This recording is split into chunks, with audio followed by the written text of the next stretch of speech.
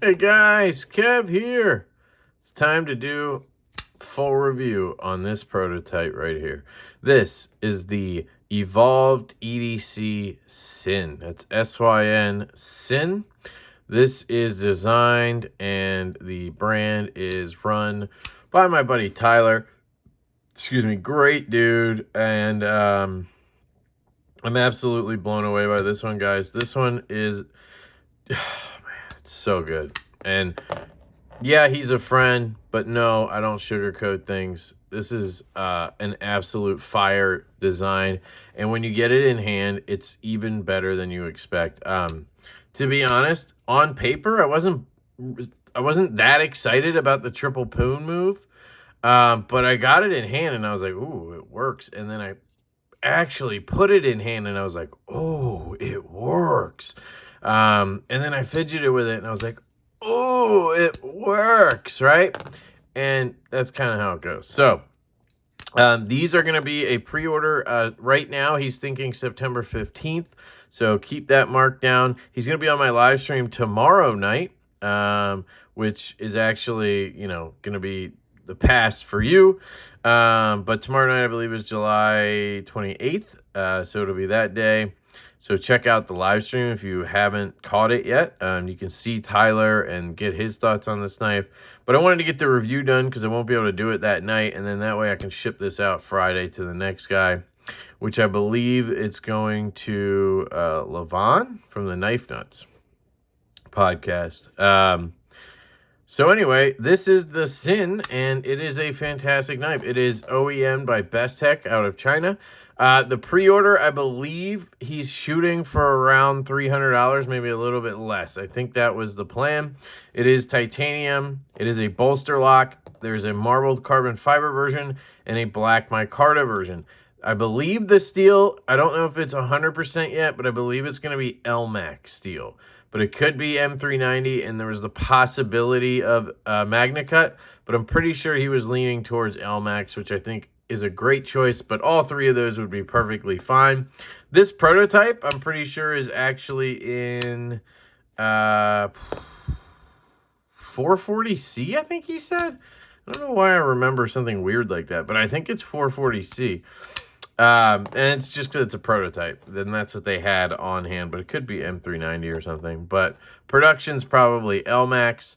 So Elmax, titanium, bolster lock, marbled carbon fiber, or black micarta. You're looking around 200, high 200s. I think that's perfect. You have this one with a beautiful two-way belt satin vertical and horizontal. And then the other one, I believe, had a stonewash flat and stonewash. I forget what the finish was, but it was pretty cool. It was a cool combination. I liked seeing the, I think it was a stonewash up on the flats, but it might have been a stonewash here and then like a belt satin up here or something. It was very unique and cool. I liked it. You do have this lanyard post or hole back here for the 7 of you. Shout out to Preston. And then you have this beautiful 3D mill clip. And yeah, so aesthetically, I love the way it looks closed. I mean, look at that. It's got beautiful curvature to it around the handle, and in the hand that translates even better. Bestech did a great job with your transitions. I mean, next to Riot, Bestech is by far the next best when it comes to these type of fit and finish things. Now, this is probably like 90% of the way to Riot. It's not quite there. I can feel like on this one, I can feel it a little bit here, so I could catch my nail right there. And then on this one, I can feel it the other way, like right there. So not perfect like Riot, but 90% there. And I've said in the past, QSP is like 85%, 90% Riot. I think after handling more knives, I'd probably put QSP closer to 80%. Bestech at 90, and then obviously Riot's the full 100%. I know that's stupid, but that's just how my brain works, and so I want to kind of relay that to you guys. I love this pivot. Absolutely beautiful. Just blank pivot. It's not quite flush, so in production, and if that's Tyler, if you're looking for any feedback, I would ask them to try to make that as flush as possible. Same with the inlays, but they're done beautifully well. I love the bead blasted hardware and the handle scales. You have this beautiful backspace. They're very simple, but it works really well. Same with the clip. Did a great job on design here. He really kind of dialed things in. You could tell he had a design, and then he kind of chipped away at it and hit all these points, and it's fantastic. It really is. There is your centering is dead on. Blade sits in there really well. You don't have a ton left over. I mean, almost nothing, but you can't reach it. Perfect on that. And the Poon actually sits pretty well. Like, it's still a relatively thin knife. So, like, if we take, today I'm carrying my Mini Tempest, and if we take those and compare them, the Mini Tempest is obviously going to be smaller or thinner, but it's not like this huge difference. You would think a knife with a hole and Poon would be sticking up a little bit, right? But it doesn't really do that. Like, if we take the Jaeger M or something like that, very, very similar in terms of that height. Let's see if I can line these up somehow. I don't want them to touch, but you basically just have the peaks of the Poon sticking up, right? But on the Jaeger, you have this part sticking up. So it's kind of, you know, a little bit of a trade-off there. Size comparison-wise, we can look at it next to the Jaeger M. So in case you guys ever wonder, sometimes on a camera like this, you'll see a knife sitting on top of another knife or whatever, and because of the angle of the camera and everything, it'll look different, right? So this knife will look much bigger than this knife, even though it is bigger, but not that much bigger. But then if I take, since we're living in Jaegerville, if I put this Jaeger up here, you can kind of get a sense for what the camera does, right? I do have a pretty good angle going today, but at least from my end, it kind of looks like one Jaeger's bigger than the other Jaeger, you know? But they're not, obviously. They're identical. So, anyway, if that makes any sense. So that's it compared to the Jaeger. It is a 3.5-inch blade, I'm pretty sure. So let's compare it to another dope-ass sheep's footy Warney Cliffy knife in the same size range with marbled carbon fiber. How about that? Dead on nuts comparison right there. 3.5 inches. Dead on. And then we can take the Brown Knives FSD, which is gargantuan, but you can see it's a little bit bigger. So hopefully that's enough of a size comparison for you, especially an absolutely just stupid one. All right. Yeah, so I love the aesthetics. I think it looks gorgeous. It really does. It shines, man. And this blade, just look at that. Just straight as an arrow. That's the part that reminds me of the Jaeger here, is the blade. Just having that super straight edge, Warney style blade. It actually is very similar if you look at the hole design. But then when you get to the handle, it's completely different. You know, it's got that really rounded nature to it, which is cool. So Ergonomics are absolutely blown away on this one, guys. You have this swell here, so you get a little bit of a finger choil and then a little minor swell to the back and rounded it around, and you have a nice round butt here and everything. It's rounded here, and it just melts into my hand in this grip. Left-handed, right-handed. That clip is not pokey in any way. It's nice and rounded on the edges. Just phenomenal grip, guys. Seriously. And then you have this beautiful flat right here. And holy cow, man. It's so comfortable in this grip, too. So what I've noticed is if you're in this back grip, and this is where the triple Poon comes in. When you're in this back grip, boom, my thumb lands perfectly right into this Poon spoon right here above the slot. And I'm locked in, right? And then if I climb up into this choil, boom, my thumb goes right into the second Poon, and it's fantastic. If I roll up into a pinch grip, boom, I can index right up into that second Poon spoon. Now, if you have longer fingers, or if you want to climb up even further for more control, boom, you have a third poon spoon to climb into. And I mean, if you're crazy, you can get up there to that quadruple poon. I'm just kidding. I would probably go this far and that would be it. And you can use that tip for whatever you need, scraping and stuff like that, whatever. The Ergos, guys, are out of this world. They really are. And when you're flicking the knife, that's a whole nother set of ergonomics, right? It is perfect. I mean, the way everything lines up, my hand, I pick the knife up and put my finger, where does it go? Right into that hole, into the perfect spot. Boom. Just wants to hit it, right? Thumb, boom, right there. Just wants to hit. It's, man, he lined this up so well. Just really impressed. This is his first knife design, right? Like, he just absolutely killed it on this.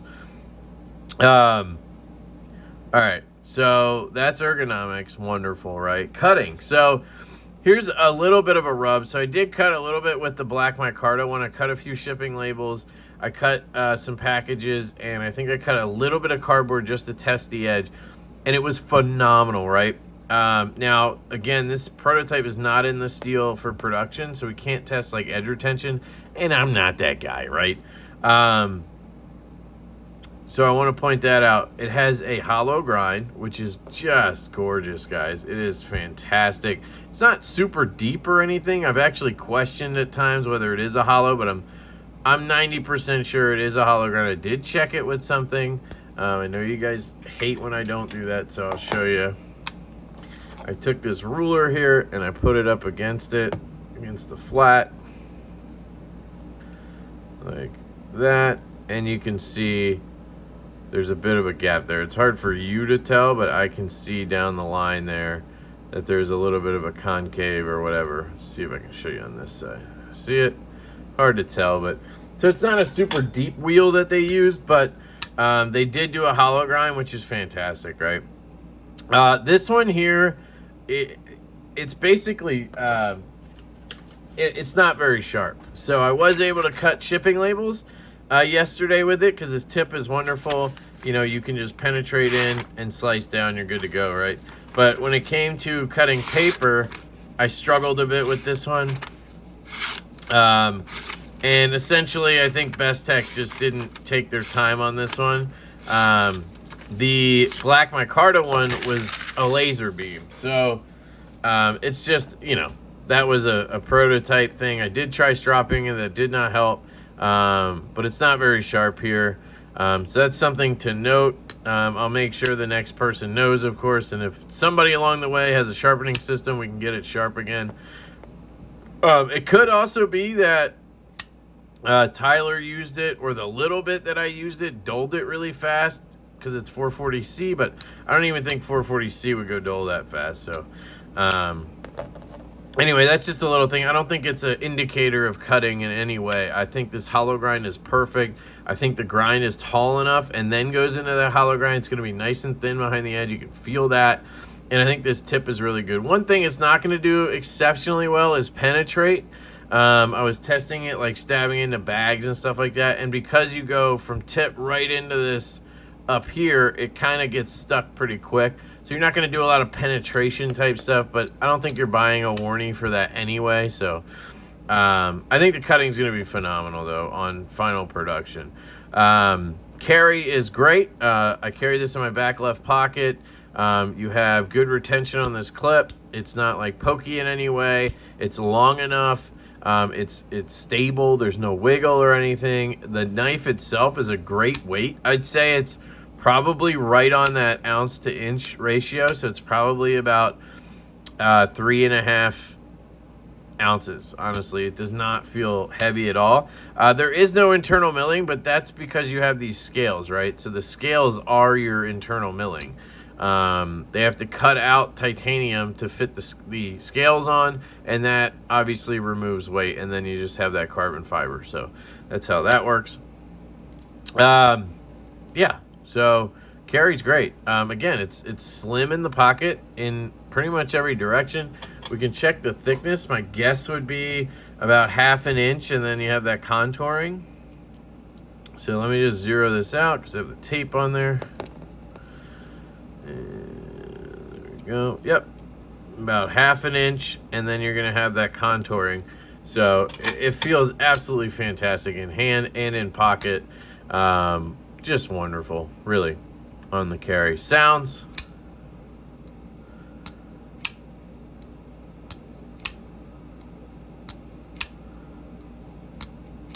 As it should be. I'd call it a 7 out of 10. It's not like popping or anything. And that's mostly probably because it's got the bolster lock with the onlay. It doesn't have any internal milling. That's usually where you get knives that have crazy acoustics. It's usually because they have a lot of internal milling with that hollow grind. So you're just not going to get that here, but it's still really good. Action / fidget factor, guys. This thing is off the hazy. I showed you earlier. The way this thing pops when you flick it is just, this honestly is the one with a little bit of a lighter detent. So the Black Micarta one, they dialed in a little bit more. Again, Tyler, if you're talking to Best Tech about changes or whatever, I'd tell them to try to hit the same detent they did on that Black Micarta one. But this is still phenomenal. But that one was just a little bit stiffer, which I think was a little bit better because I probably could. Let's see. Nope. See, I can't even feel it. But look at this thing. Like, my finger just gets in there perfectly. And look where it's catching my finger. It's right on the corner of the nail, right? So it's not hitting the meat and it's not ripping my nail. It's just, man, it's just one of those perfect deployments, right? Again, it kind of has a similar shaped deployment hole to the Jaeger, and it has the same just perfect feel when you fire it. It's not grabbing, it's not doing anything odd, it's just letting you flick and pop, and it's just, oh man, it's just so satisfying to do that. It's annoying when a hole like just doesn't catch your finger right or whatever. It's not made to fit your finger right, you know. And sometimes that's just design stuff or whatever, and it, you know, it's all case by case. But this thing flicks like a beast, guys. The D10 itself, again, it's not super strong, but it's certainly not weak in any way. Could I shake it out? Probably, if I tried hard enough. No, I guess not. So they have good retention in there. It's obviously a ceramic detent ball with the with a steel insert, right? And then you have lockup that's really solid. You're at about 30%, which is great. I mean, just, man, and I love a bolster lock. Covers the relief cut there. Now, this corner right here is sharp. This is something I have to tell. It's literally every prototype you get with a bolster lock. This needs to be chamfered. And then you tell them, and then they usually do it. But you can see it's taking my skin there. So I would chamfer that. And then usually this corner up here is sharp. This one's actually fairly good. But it's got a little sharp to it. So I'd probably ask them to chamfer that as well. But the way he did the lock bar access is phenomenal. You have that beautiful chamfer there. And then this is cut back perfectly. And your thumb, oh my God. Nothing. And I repeat, nothing needs to be done there. This is absolutely perfect right off the get-go. I mean, it is just money. I love it. You have a sharpening choil there. Nice little notch. I think a lot of people are going to be appreciative of that.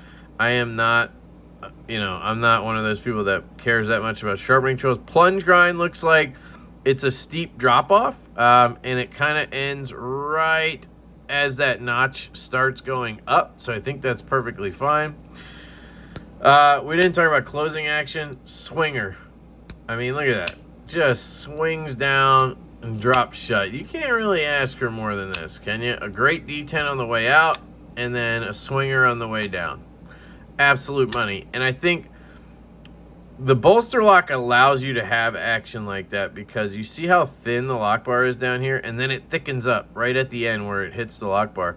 So it makes it really springy, sort of, where it doesn't take a lot of effort to disengage, right? And I think that also makes it where you can get the applied pressure you need for a good detent, but it doesn't make the lock bar stiff, so you can easily move it out of the way. It just makes it such a comfortable feel in hand, you know? So overall, guys, this thing, I've been gushing now for 19 minutes, 20 minutes. This thing is fantastic. I cannot wait till the pre-order. I'm definitely going to be ordering at least one. I mean, depending on funds, I'll try to maybe get more just to support my boy. But as a consumer, I would buy one regardless. I think I'd go marbled carbon fiber. This build right here is absolutely stunning. Tyler killed it, guys. He absolutely just crushed this. It was a home run, man. So good job, dude. I hope this gets funded. I hope you guys see this and get excited. I know the triple poon's not for everybody, but trust me, man, when you get this in hand, it's just incredible how useful those poons are. I learned that with the stout because I designed the stout poon for aesthetics. That's where that came from.